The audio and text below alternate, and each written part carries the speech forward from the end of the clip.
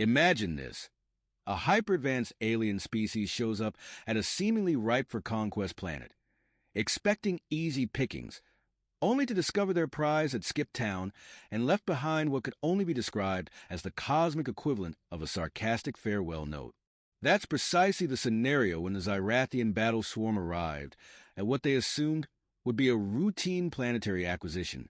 The Zyrathian fleet, 15,000 sleek black warships shaped like ominous crescents, burst from subspace around the blue-green orb once called Gaia. Their scanners swept across the surface, seeking evidence of life, defenses, or anything worth destroying. Basic invasion protocol. Planetary life signs. 0, intoned the cold, mechanical voice of the fleet's central AI, its tone laced with what could almost be mistaken for bewilderment. A pause. Then, correction. Detecting faint thermal remnants indicative of recent mass exodus. Supreme Commander Calyx Vrath, an imposing figure with eyes like molten gold and skin encased in an iridescent exosuit, leaned forward in their command chair. That's absurd. Zyrathian reconnaissance confirmed over 9 billion inhabitants merely 4 rotations ago. Explain. The bridge crew exchanged nervous glances, or their species equivalent of it. One officer tentatively raised a segmented limb. Commander, there's something unusual on the planet's satellite.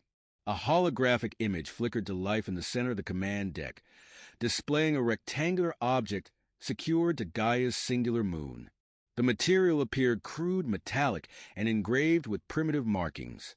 The fleet's universal translator struggled for a moment, then presented the translated message in bold, glowing letters. Moved out. Left you nothing. Thanks for inspiring us to perfect interdimensional relocation. Sincerely, humanity. P.S. Don't bother cleaning up our mess. There isn't one. Have fun finding us. Underneath the text was a crude etching of what appeared to be a humanoid figure raising one hand in a clear, defiant gesture. Even without cultural context, the translator categorized it as a deliberate insult. The bridge was silent, save for the occasional crackle of static. Finally, Calyx spoke, their voice tight with suppressed irritation. Explain this insolence.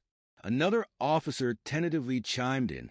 Commander, residual chronometric distortions are present across the planet's surface. Analysis suggests they didn't just evacuate. They relocated across temporal dimensions. Gaia's entire population appears to have migrated beyond our current time-space parameters. The implications hung heavy in the air. A civilization capable of anticipating an invasion of this magnitude, developing time-space technology in mere weeks, and departing without a trace? The situation bordered on incomprehensible. Prepare the fleet for temporal pursuit, Calyx growled, their tone sharp as tempered steel. Activate all dimensional tracking protocols. We cannot permit this species to outmaneuver us, no matter their ingenuity. As the Zyrathian fleet readied their systems for the unprecedented challenge of chasing an entire population through the fabric of time, a new message lit up their displays. It had no clear point of origin, yet it carried a taunting clarity that chilled even the most seasoned warriors. You're welcome to try. Just know, we've got snacks and a head start.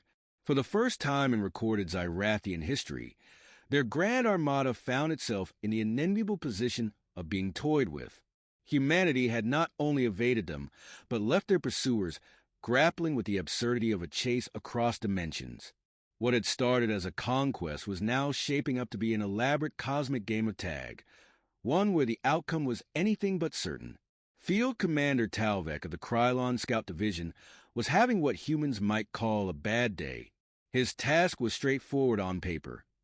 Land on this mysteriously deserted planet and uncover how billions of sentient beings had vanished without leaving so much as a footprint. Simple, right?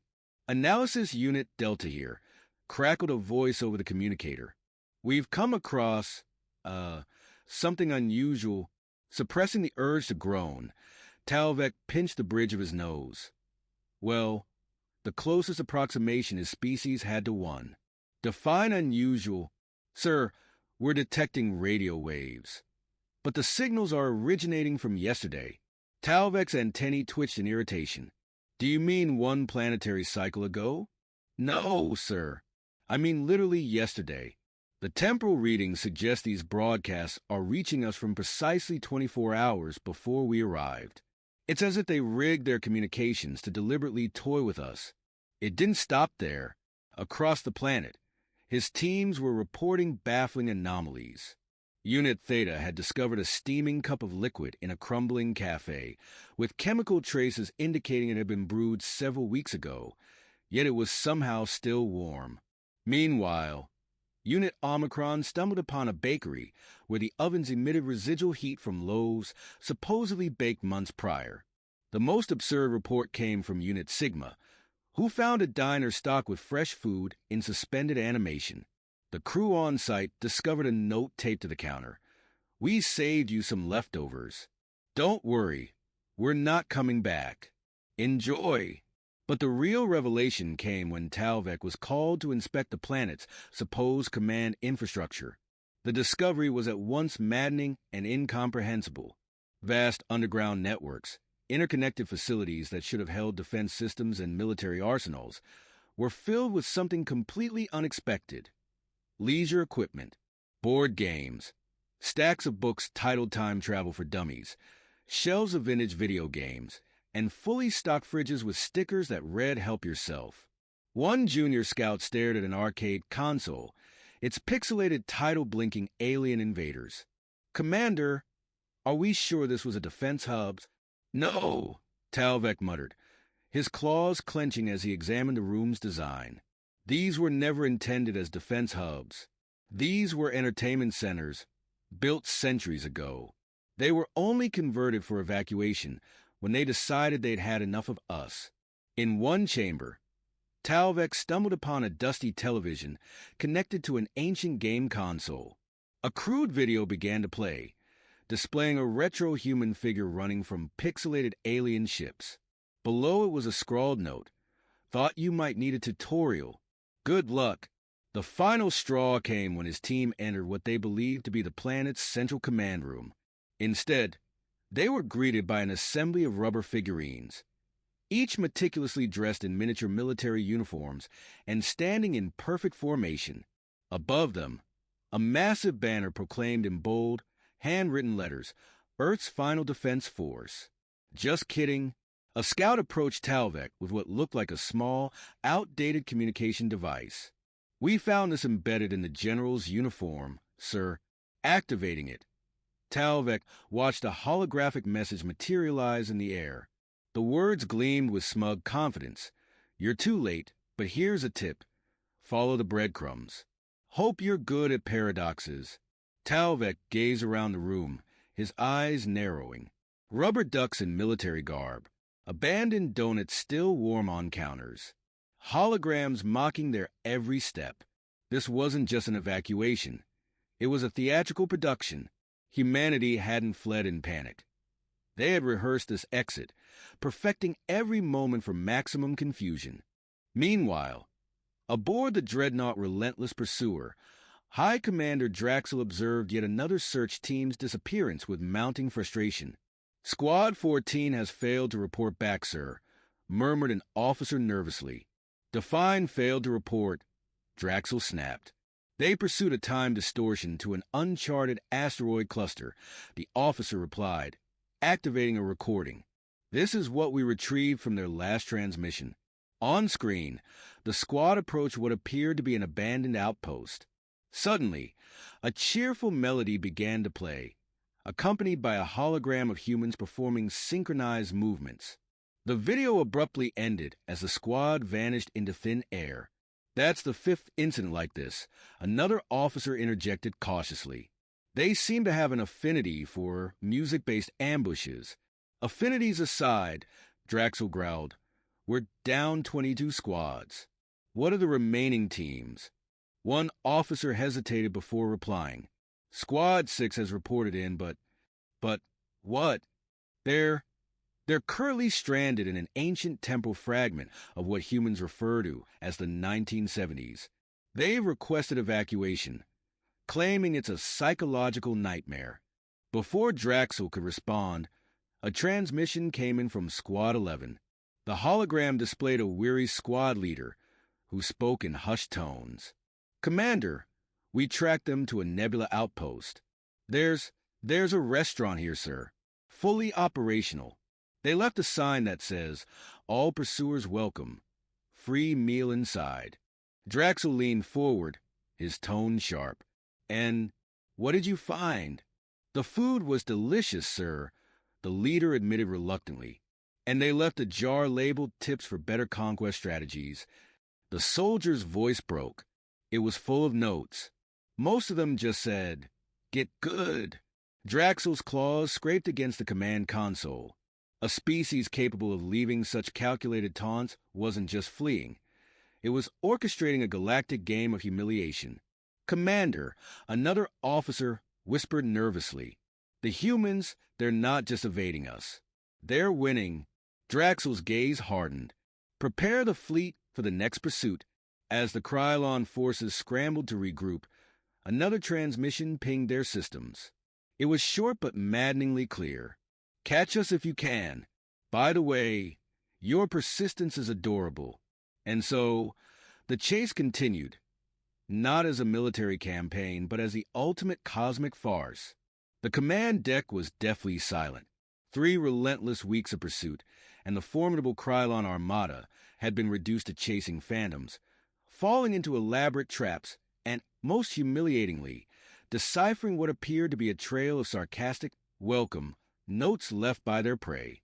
"Commander," murmured tactical advisor Virak, stepping forward hesitantly, "we've identified a pattern in their movements.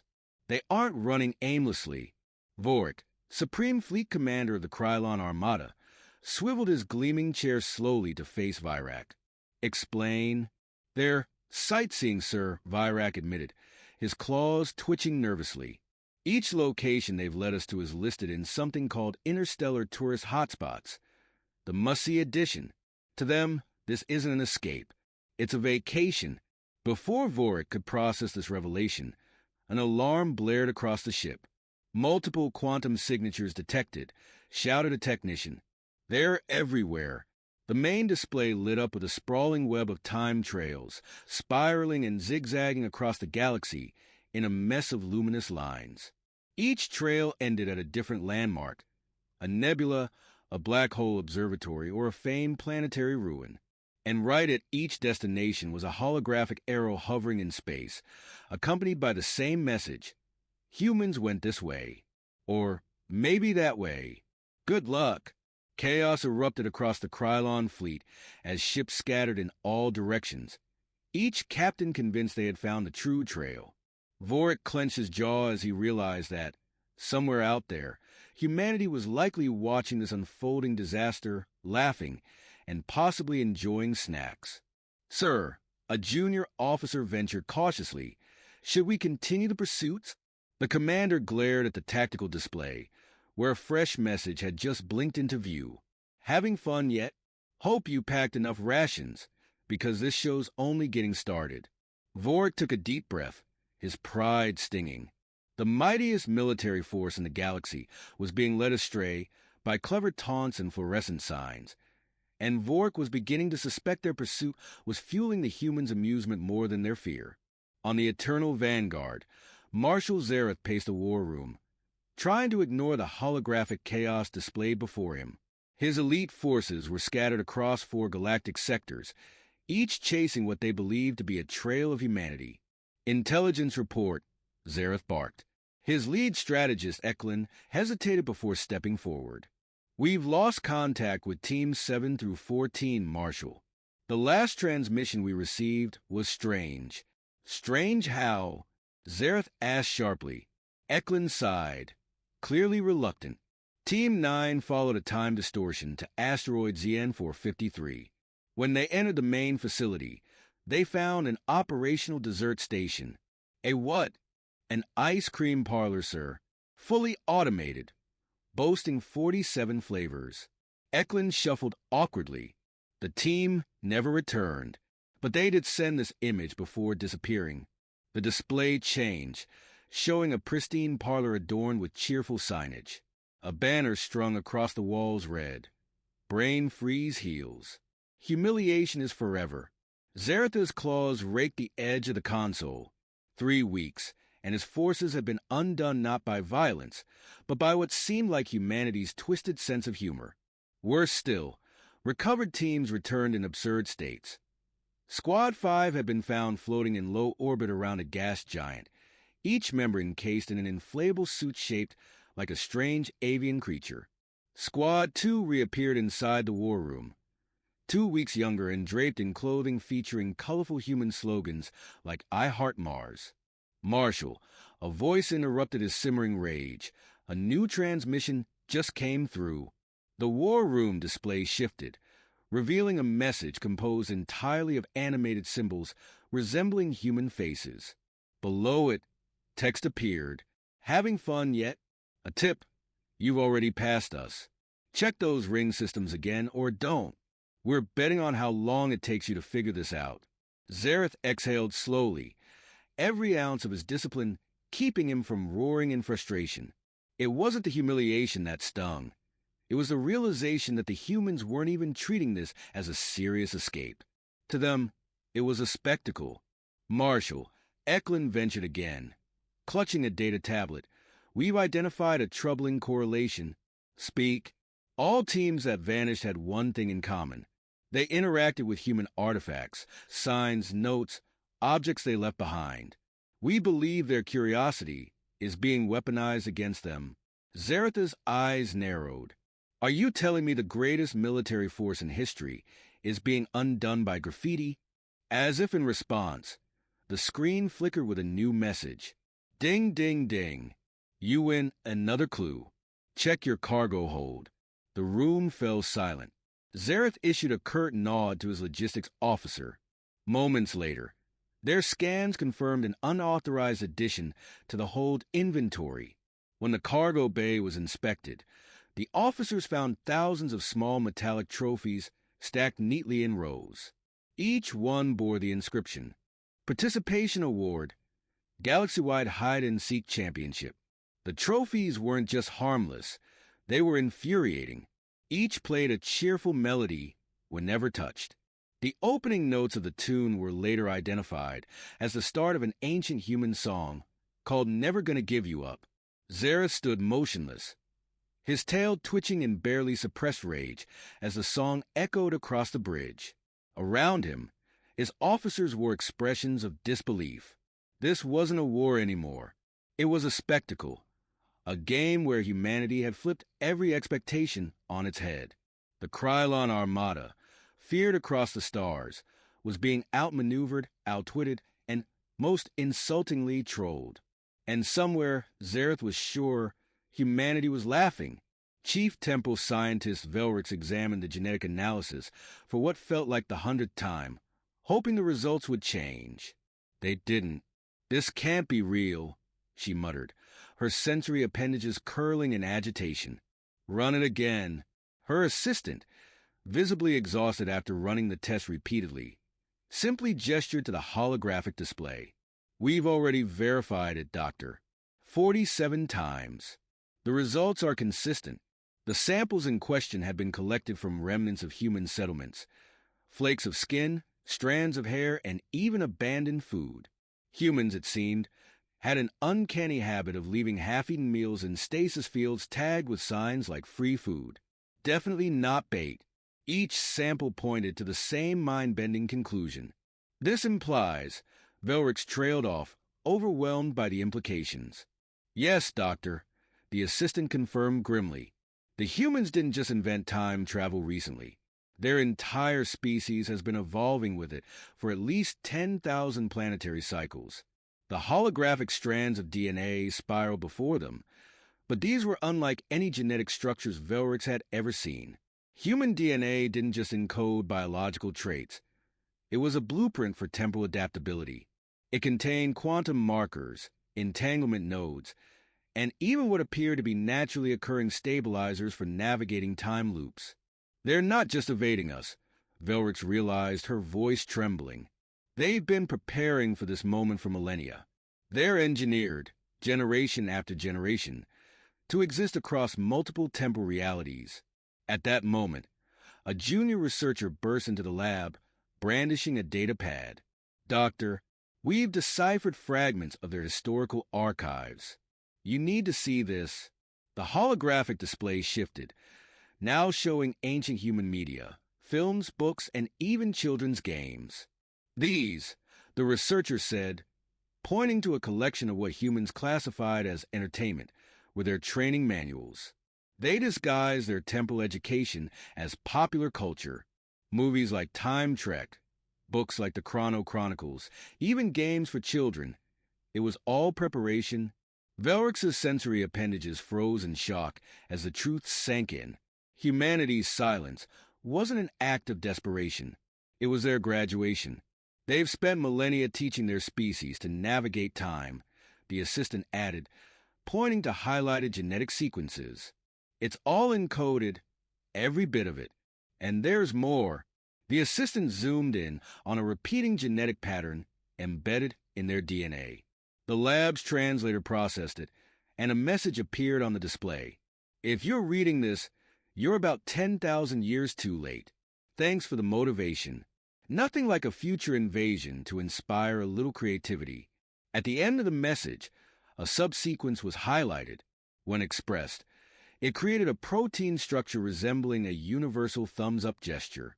Alarms blared suddenly across the station, and the AI's monotone voice echoed. Multiple temporal signatures detected. "Warning. Causality breach imminent." The main display lit up with overlapping readings. Human life forms, thousands of them. But they weren't from a single timeline. They were versions of the same humans, converging across multiple points in their own histories. Velrix's voice dropped to a whisper. "They're not running from us. They're running circles around us." Through time itself, a new message flickered onto their screens, as if carried by the ripples of causality itself. Pop quiz. What do you get when you mix a species that's evolved with time travel, a few thousand years of quantum mechanics disguised as fun, and the perfect heads-up about an incoming invasion? Answer. What's happening right now? By the way, we left some textbooks in your supply hold. Chapter 5 covers why this was inevitable. Good luck. As the message faded, the lab's equipment began emitting an oddly synchronized melody. Somehow, every piece of tech played a different segment of the same tune, forming what the humans would call a temporal remix of a song known as Never Gonna Give You Up. Velrix stared at the cascading chaos, finally realizing what the humans had done. This wasn't just survival, it was a masterclass. Humanity had spent its history not just preparing for invasions, but turning them into the galaxy's most elaborate joke. Another message appeared. "Don't feel too bad. We've literally had all of time to practice. Oh, and you might want to step 2 units to the right in about 3 seconds." Velrix moved instinctively. A moment later, a perfectly preserved sandwich materialized in the air where she'd been standing, accompanied by a note.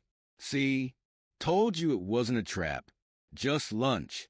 Meanwhile, the Krylon Armada was in complete disarray. The once mighty fleet, so proud in its precision, was now floundering as space itself seemed to conspire against them. "High Admiral Zarek," a navigation officer shouted aboard the flagship unyielding resolve. "The routes are impossible. Temporal distortions everywhere." Zarek glared at the screen. The paths through space had been replaced with duplicates. Star systems appeared in multiple iterations, showing different eras of their existence simultaneously. "What's the meaning of this?" Zarek bellowed. "It's temporal mirrors, sir," the officer stammered. "They've turned space into a hall of reflections. Every route we take loops back, or worse, leads us into a paradox." The Third Fleet had tried initiating a light speed jump, only to find themselves stuck in an endless countdown loop. The ship systems repeatedly announced, "False start, resetting jump sequence. Please try again." The Seventh Fleet wasn't so lucky. They successfully exited hyperspace, only to find the stars arranged into patterns resembling human connect-the-dots puzzles. And the humans themselves? They weren't piloting ships anymore. They had begun appearing everywhere, casually strolling through the void of space. Some waved from asteroid belts, others picnicked on drifting moons. One group even rode the solar winds, holding signs that read, "Having fun yet? Let us know if you need pointers." One particularly cheerful human floated past the flagship, holding up a crude holographic banner. "Welcome to the show. Free admission, no refunds." High Admiral Zarek, watching his proud fleet unravel under the weight of chaos and mockery, could only clench his claws. This wasn't just an invasion. This was humanity rewriting the rules of war and making it a spectacle. "How are they surviving in open space without ships?" someone on the bridge demanded, their voice tinged with both awe and frustration. A text message blinked onto their screens, unbidden. "Oh, that's covered in Chapter 14 of Advanced Evolution. Turns out, if you mess around with time for enough generations, space becomes more of a polite suggestion than a hard rule." Neat, right? Attached was what appeared to be a heavily annotated dissertation titled, "Quantum Biology for Beginners: How to Become One with the Universe in Just 10,000 Years." Fleet after fleet reported similar absurdities. The Eighth Fleet, for example, had discovered their vessels transformed into shimmering snow globes, miniaturized versions of themselves suspended in fields of glittering stasis. Crew reports indicated that everyone was unharmed but very sparkly. Meanwhile, the 11th Fleet found themselves stuck in what seemed to be a life-size version of a human game called Temporal Pac-Man, with their ships playing the roles of ghosts being endlessly chased by glowing, circular time distortions. "Sir," the communications officer called out hesitantly, "we're receiving a transmission from the humans. They say they're offering to let us leave." Suspicion immediately filled the room. "What's the catch?" demanded High Admiral Dravok, narrowing his eyes. "They've organized a farewell parade, sir. Participation is mandatory." And so it was that the once feared Krylon Armada found itself being escorted out of human territory by a species that no longer required ships to traverse space. The humans formed an ethereal procession around the fleet, their bodies glowing faintly as they floated effortlessly through the void. Viewed from the fourth dimension, the parade spelled out a glowing message. "Thanks for playing." As the fleet retreated in humiliating formation, a final message uploaded itself to their systems. "Hey, this was fun. By the way, we've gone ahead and updated your historical archives retroactively. Check your myths and legends for familiar names. You might notice some of our work. P.S. We've also enrolled your entire species in our correspondence course, Time Travel for Dummies. First assignment, due last Thursday. Good luck." The last sight of human space was a child casually licking a glowing, temporally stabilized ice cream cone, offering the Krylon fleet an enthusiastic thumbs up as they disappeared into hyperspace. The galaxy, of course, would never be the same. Not physically, though there was that one galactic spiral arm that now spelled out humans were here when viewed from precisely the right temporal angle, but in every other way imaginable. The Galactic Council convened an emergency session, one that had already lasted weeks. A major sticking point was the fact that no one could agree on what day, or even year, it was anymore. Humanity had managed to warp not just space, but the galaxy's entire concept of time.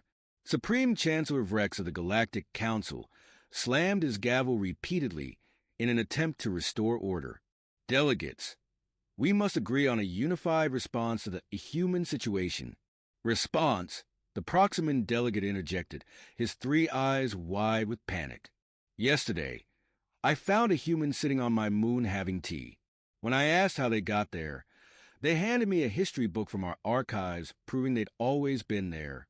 The Centaurian representative, raising all four arms, exclaimed, "Our entire population now reflexively checks over both shoulders and every timeline whenever anyone says the word human. It's ruining productivity." Reports of human antics flooded in from across the galaxy. The once dominant Krylon Empire had transformed their military academies into schools of temporal physics. Their revised war strategy included classes like preemptive surrender to humans 101 and advanced tactics in strategic retreat. Meanwhile, the Relian Trade Consortium reported record profits from a booming new industry, human tourism, the highest grossing package visit Earth. Always Never There sold out instantly, despite the fact that no one could confirm if the tours ever actually went anywhere or when they occurred. The Cultural Affairs Minister presented a baffling report. Analysis shows that humans have somehow inserted themselves retroactively into every species' mythology. Legends of time-traveling tricksters now exist across the galaxy, leaving behind strange gifts, indecipherable jokes, and coffee mugs. Delegates murmured as junior aides delivered yet more updates. Across countless star systems, archaeologists were finding human artifacts embedded in ancient ruins. Objects like smartphones displaying looping videos of bipedal animals, mugs engraved with world's best alien, and instruction manuals for quantum mechanics scrawled in bright crayon. The Arcturon delegation revealed that their species' first contact protocols had always included a clause that read, "If you encounter humans, avoid them. You'll thank us later." No one could remember adding it, but carbon dating confirmed it had existed for millennia. "Perhaps," suggested one brave delegate, "we should try to establish diplomatic relations." A tense silence filled the chamber. Moments later, a cup of steaming coffee materialized on every desk, accompanied by handwritten notes that read, "Already done. Check your records for the treaty of next Thursday. Signed last century. You're welcome." The humans had achieved the impossible, turning the galaxy's most advanced civilizations into unwitting straight men for an eternal comedy routine. Every species now lived with the unshakable knowledge that, somewhere in the vast expanse of space, a human was probably watching and planning their next joke. After weeks of deliberation, the Galactic Council passed one resolution regarding humanity. Let them do their thing. It's easier that way. As the session ended, Supreme Chancellor Vrex found a sticky note attached to his podium. It hadn't been there a moment earlier. "Great meeting. Loved the resolution. By the way, we've added Earth to the Galactic Tourism Guide. Official designation, Schrodinger's planet. Simultaneously the best party in the universe and completely uninhabited. Dropped by some time. Time is flexible." The note was signed, "Humanity, proud winners of the galaxy-wide hide-and-seek championship. All categories, all eras, all dimensions." And so, the galaxy adapted, while humanity continued bending reality for the sake of cosmic pranks. Most species found the experience oddly comforting. After all, any civilization willing to spend 10,000 years evolving to turn an invasion into a joke couldn't be that bad. Just deeply, wonderfully weird.